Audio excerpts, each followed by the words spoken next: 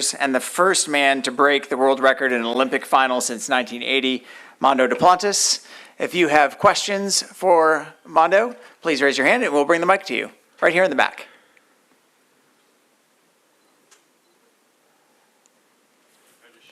Nope, the mic's right behind you.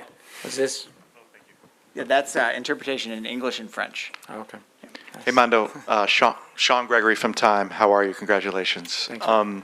What's your message to the people of Sweden who, you moved there at a pretty young age, you took a risk.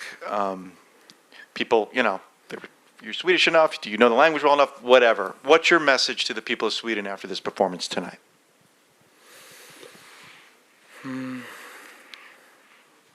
Yeah, I hope they're proud, because I'm definitely proud, and I'm proud of what I did. I'm proud of the way that I represented, and I think that I've received more love and support than I could have ever imagined. For the small country that Sweden is, there was damn a lot of flags, Swedish flags and Swedish people in the stands, out of that 70,000. So I really feel the love, and I felt it tonight, and so I'm so glad that I can perform the way that I knew that I could, and represent. I feel really proud to step onto the track, honestly, and wear blue and gold, and it's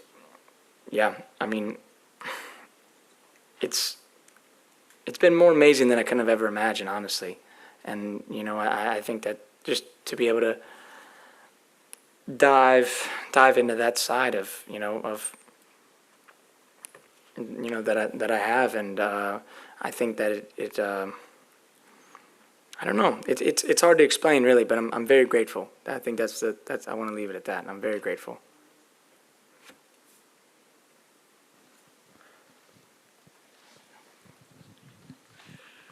Mondo, congratulations. Scott Rabelais from the Baton Rouge Advocate, the New Orleans Times-Picayune. I think TV caught your dad speaking to you before the last jump, saying back up, you have more room on the runway. Just talk about that, if you would, about that interaction, the times you went over there, and especially before the last attempt. Yeah, just trying to get the numbers right, and just trying to figure out the jump, because I knew that I pretty much had to hit it close to perfect. I at least needed to be in the right spot at takeoff to be able to use the pole and that, and jump the world record. You have to be pretty much perfect, and the rhythm on the run has to be right there. And so on the last one, we just tried to get all the details right. I moved the standards to 62, by the way. I haven't seen the jump, but it would be funny if I wouldn't have made it at 60. But because we agreed on the depth of the standards to go to 60, and then I just made a last-second gut call to move it 2 more centimeters, which probably didn't make a difference, but it just felt right in the moment. And I usually like to try to go with my gut, and I know that he definitely supports that too. But yeah, just trying to honestly try to be as free as I possibly could too, and I think that's what they both wanted me to, and I actually,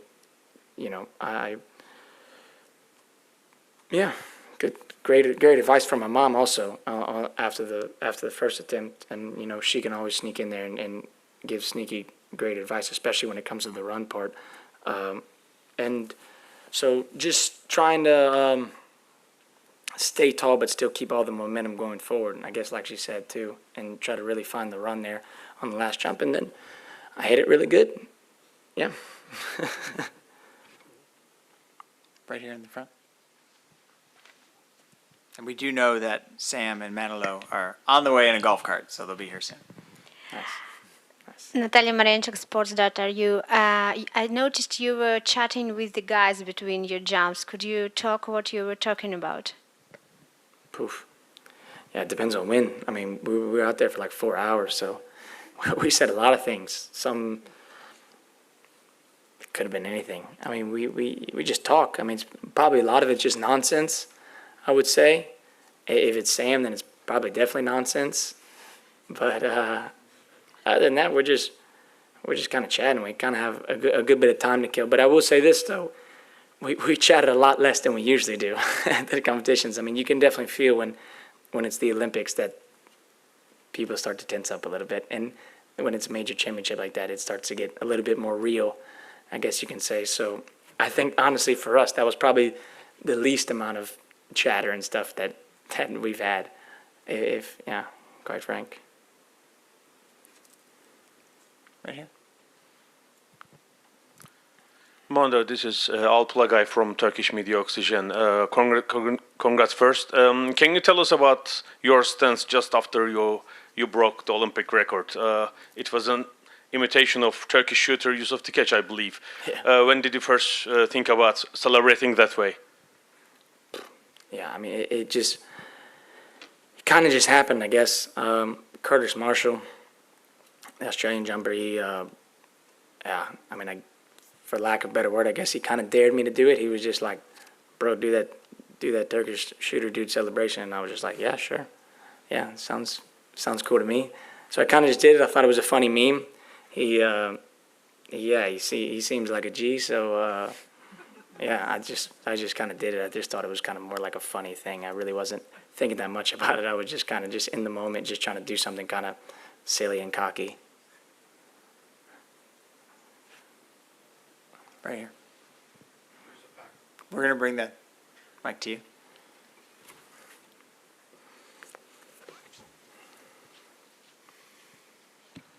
Sorry, just a quick factual thing. Did you do that celebration after the Olympic record or the world record? Not the world. No, I think I did after the Olympic. Yeah, not the world. No, the world after the world. I mean, it's just like that's not pre-canned nonsense. You know, that's just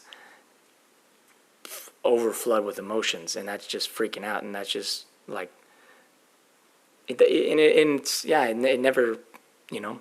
I guess I've been fortunate enough to do it, you know, several times now, but it's every time the feeling is kind of the same. I think this was probably even more extreme version of the feeling too. But you know, when I'm going over the bar, it's just like, yeah, it doesn't feel real in a way. So that was more just kind of hysteria and just freaking out. We bring.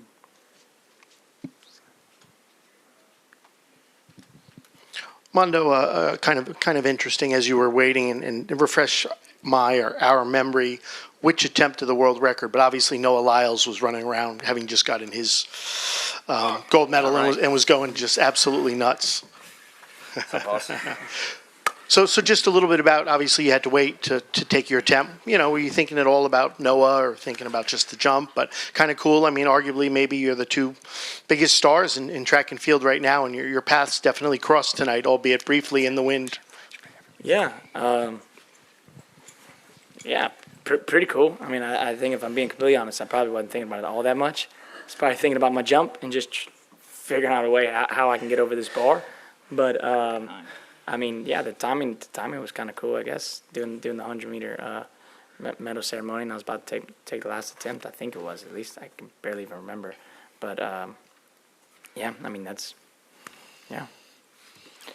We just were joined by our bronze and silver medalists. The bronze medalist from Greece with a jump of 5.9. Greece's first medal in the pole vault since 1956. Emmanouil Karalis. Greg, oh my goodness. You know who that was? And a two-time medalist now. He won the bronze in 2016 from the USA with a jump of 5.95, Sam Kendricks. Who was that, Greg? Oh, you're off. There we Who go. was the last Greek medalist, Greg? They said, I think it 56. Was it? He said 56. 1956. Mm-hmm. Number. Uh-huh. Yes. Oh, Banis. Nice. I'll give you some help on that one. That was good. Phone a friend. Thanks, guys. All right, Mondo's been answering a lot of questions, so let's maybe give him a break. Other questions for the medalists, especially Sam and Emmanouil. Right here. Ewan Crumley, Athletics Weekly. Sam, how much does this mean to you after what happened to you in Tokyo? And is it also true that Mondo now owes you dinner? Say that last bit just one more time. Is it also true that Mondo now owes you dinner as part of this Well, tradition? I keep trying to force this tradition upon him, but I haven't yet landed a dinner receipt out of him. We tried Chipotle in France the last time we were here, but it was conveniently through the line before I was there. So maybe we'll come back around to some Popeyes or something at the Puma House later. It'd be fun. But this medal was joyous. You know, everybody hides from me these days. They're kind of scared of what I might say. And I'll just tell them the truth about how much of a travesty it was in Tokyo. But I'll tell you what, my first call once I got in the lockup was this guy right here, because he missed me. And that's nobody at Team USA gave me a quote. Nobody at NBC gave me a quote. Nobody had invited me to a press conference about what my time was like being ousted from the sport for medical reasons, even though they didn't have to send me with a doctor. They didn't really care about me anymore. And I said, that's a travesty of sport. And I said, I might not do it again. It wouldn't be worth it. There's a lot more into this sport than just these Olympics. I think people worship this thing too much. But tonight was lovely. It really was. And it was everything that I thought Olympics should be. Even Rio was a little bit different than what I thought an Olympics should be. But this proved itself. And this night on the track was special. And I'll take that for all time. Next question. Mondo, this is Şevket from athleticsPodium.com.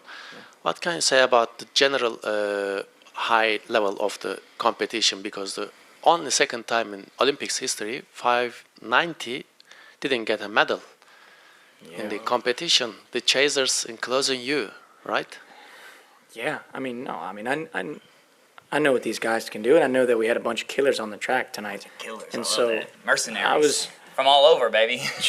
yeah, I mean, I knew what these guys are about, and I know that, you know, when one of them falls, the other one's going to step up and do even better. So, yeah, I mean, I'm not surprised. Not surprised that they performed that the way they did. I know how these guys are. I know that they're going to step up when it matters the most.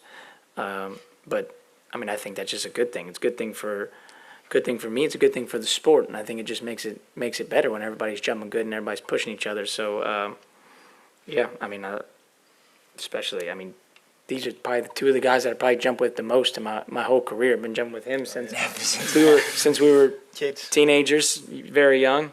But I was also jumping with him when I was a teenager too. But you know, Not so long ago. I would say I like this podium a lot. I like this podium, good podium. and there's probably two of the guys that I have the most respect for as far as on the track. These are two of them for sure. So yeah, Thanks, Jim. proud of them.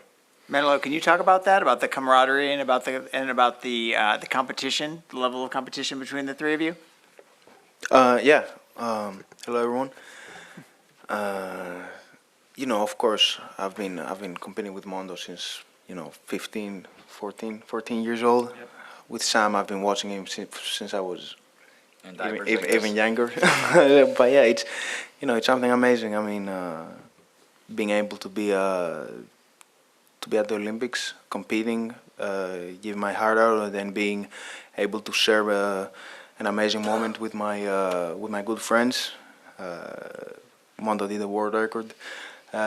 Sam did an amazing performance, and yeah, I'm just so happy and I'm so blessed that I'm able to to make my country proud. And it's an unbelievable day for me. We had a similar podium like this year, didn't we? Yeah. We had kind of a prelim for this event. You know what? We got to talk about Glasgow a little bit. You know, it's tough. It's a whole year. Everybody's kind of going off the rails, trying to get to the Olympics. Guys blow up Achilles in the prelim. Guys on the chopping block all the time. But the same podium, indoors and out. That's rock solid. I think I'm most impressed by Manny over here. He has been putting his head to the grindstone. I remember in 2018 we were in Birmingham. Both of these guys tuned me up at the 580 bar, and I'm scared. I got a pass, desperation pass all the way to 85, trying to get ahead. Luckily, it was just enough, but I still got lost to Renaud Lavillenie that time. So getting beat by world record holders is not so uncommon of a thing for me. First of all, I want to tell Manolo we feel very, very proud of you. And I want to ask the gold medalist, you are 24 years old, you want to medal, you have world record again, tell us you are human. And what are we waiting for you in the future? You are only 24 years old. Yeah, probably one of the moments where I care the least about the future is right now. I'm soaking up this right now. I mean, how could I care about anything else except this? I mean, when things align the way that they did for me tonight, then it's like you got to enjoy those kind of things, and I try to enjoy it as best as I can, honestly, and I'm gonna enjoy the heck out of it tonight. Trust me, you don't got to worry about that. You don't got to worry about that. If I don't see the blood to your hands, I think you are not human, really. If I don't see the blood on your hands, I don't think you're human. I love that. Yeah, Mondo is a bit of a machine these days.